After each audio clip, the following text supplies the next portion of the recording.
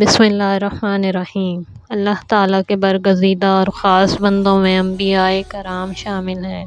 इसके अलावा अंबियाए कराम के बाद आइमा का सिलसिला शुरू हुआ और औलाद का सिलसिला नसब आम तौर पर बाप से होता है, मगर रसूल अकरम सल्लल्लाहु अलैहि वसल्लम का सिलसिला नसब आपकी बेटी हज़रत फ़ातिमा ज़हरा सलामुल्लाह अलैहा की औलाद रसूल अकरम सल्लल्लाहु अलैहि वसल्लम की तरफ मंसूब है।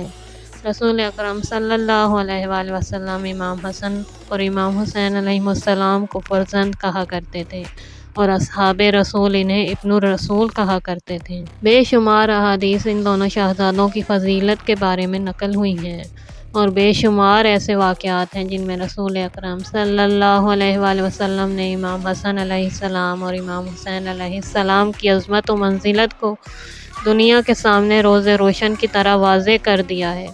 रसूल अकरम सल्लल्लाहु अलैहि वसल्लम कभी इन्हें अपने कंधों पर सवार करते, कभी नमाज में दोनों पुश्ते रसूल पर सवार हो जाते तो रसूल अकरम सल्लल्लाहु अलैहि वसल्लम अपने सजदों को तवील कर देते।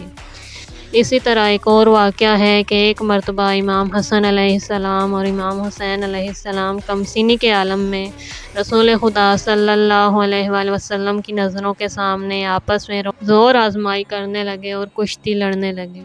जब बाहम एक दूसरे से लिपट गए तो रसूल खुदा सल्लल्लाहु अलैहि वसल्लम ने इमाम हसन अलैहिस्सलाम से कहना शुरू किया, हाँ बेटा हसन, बेगिर हुसैन रहा, हुसैन को गिरा दे और चित कर दे। हज़रत फ़ातिमा सलामुल्लाह अलैहा ये सब देख रही थी और आगे बढ़कर अर्ज़ की, बाबा जान, आप बड़े फ़र्जंद की हिम्मत बढ़ा रहे हैं और छोटे बेटे की हौसला अफजाई नहीं करते। तो आपने फरमाया कि ऐ बेटी, ये तो देखो कि जिब्राइल अलैहिस्सलाम खड़े हैं और हुसैन से कह रहे हैं, बेगीर हसन रहा, ए हुसैन तुम हसन को गिरा दो और चित कर दो।